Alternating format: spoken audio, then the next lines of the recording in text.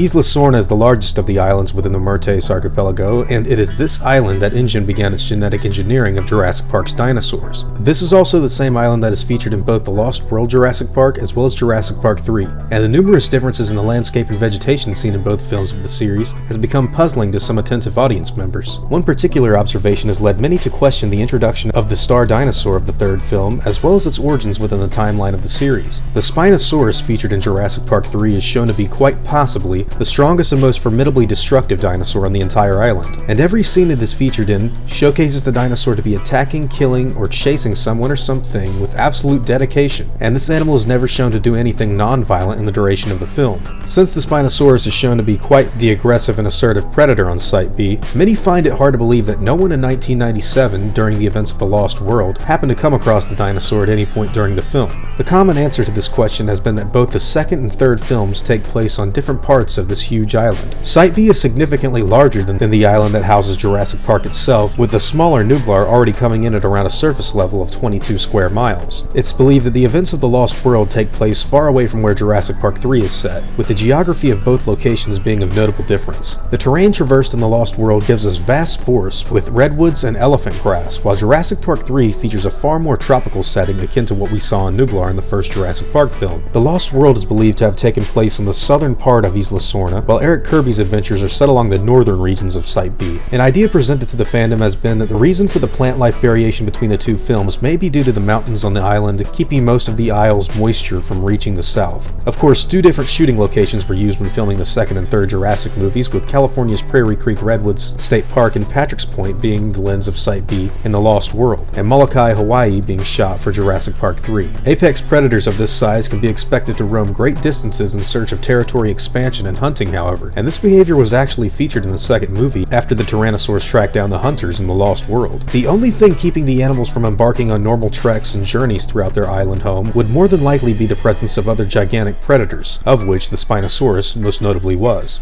This particular dinosaur was even shown to be attracted by the scent of Rexy urine, and was believed to have frequented many other apex predator territories with the sole purpose of starting a fight. This behavior is radically different to anything seen in any rationally thinking carnivore, as the threat of death in battle with another strong adversary would not be something to take lightly, and it's another reason that many believe this dinosaur to be technically the first super hybrid created by InGen. This is far more than just a fan theory though, with actual evidence derived from the Masrani Global Backdoor portion of the website, which features Henry Wu's abandoning of an experiment that resulted from gene splicing in an effort to replicate feathers on the dinosaurs being engineered, and this accident was noted to being left on Sorna. With the highly aggressive creatures such as the Spinosaurus being known to look for carnivores who would potentially oppose it being present on the island, most feel that the absence of this animal from the Lost World is noticeable, and several theories and ideas have been presented as to what would transpire within the film had the Spinosaurus been featured in that movie. I myself recognize that the real reason that the Spinosaurus wasn't in the Lost World to be the simple fact that the animal was only intended for use in the third movie,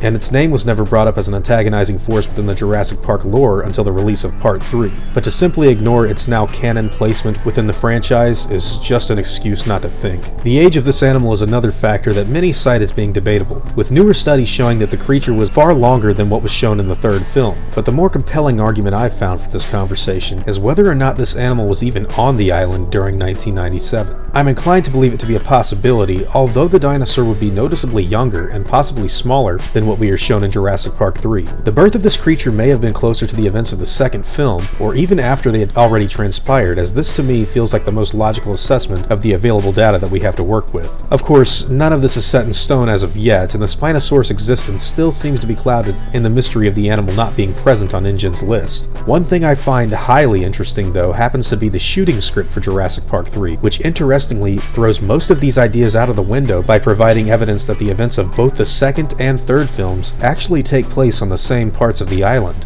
During Alan Grant and the others' journey to find Eric, the group comes across the derelict InGen laboratories seen in the film, and the characters pass by a vehicle with a destroyed window, which is written to explicitly refer to this car being the one that Ian Malcolm was inside of during the Lost World. The exact words of the script are, "A troubled Grant peers through the windshield, partially caved in, like some giant head butted the glass. Think back to the Lost World." This isn't the only part of the script that actually refers to the same ground being traversed that was in the second movie, however, as originally, Dr. Grant was to ask Eric if he had found any weapons left behind by InGen, and Eric was actually supposed to show Alan Grant a long cattle prod with dead batteries he'd found during his stay on the island. Obviously, this is a reference to the doomed hunter Dieter Stark, who was shown to use the cattle prod to electrocute Compsognathus on Sorna before his well-deserved demise. Now, I've stated before in other videos that the script for Jurassic Park 3 underwent several revisions, with even its final version differing greatly from the final film, and while I think these nods to the second movie are really cool and something I would have enjoyed, I will say that the most logical answer to the question asked about the Spinos' whereabouts during the second movie to really be due to the films taking place on different parts of the island. Of course, this doesn't really explain what has become of Isla Sorna in the now over 16 years since the events we left it with in 2001, but I think that the ecosystems of the island for the most part have remained intact. The highly assertive challenging of the Spinosaurus to other Tyrannosaurs likely persisted with the passage of time, but I doubt the animal survived every single encounter it would have with these dominant beasts. I'm not saying that I believe the Spinosaurus to have died sometime after the third film, but the possibility is incredibly high if we are to believe that it would continuously look for formidable creatures to oppose. Every individual animal has its own set of unique traits and experiences on this mysterious island in the middle of Las Cinco Muertes, and every dog has its day, no matter what the case may be. Now before I go, one thing I want you all to consider and get your opinions on is what location from the Lost World or the Jurassic Park series in general you would like to see again. Before the release of Fallen Kingdom happens, I was actually thinking about taking a flight to either the Redwoods or Hawaii and going over the filming locations of some of these movies. I think that they would be interesting videos to feature on the channel and wanted to know what you would like to see again in 2018, whether it be the site of the Tyrannosaur ambush in the Lost World camp, or the area that Dieter Stark took his last breath, or maybe the left behind sets of Jurassic Park and Jurassic World. I really want to hear your thoughts and opinions. I myself would really love to hike through the Redwoods and experience the Lost World how I've always imagined it, and think a little expedition to Isla Nublar or Sorna would be a welcome addition to what I put out on this channel. Now please let me know your thoughts and opinions down below, and again, thank you for all the support you guys give day and night. It really means a lot. As always, I want to thank you all for watching this video and hope you enjoyed today's content. If you feel like I deserve it,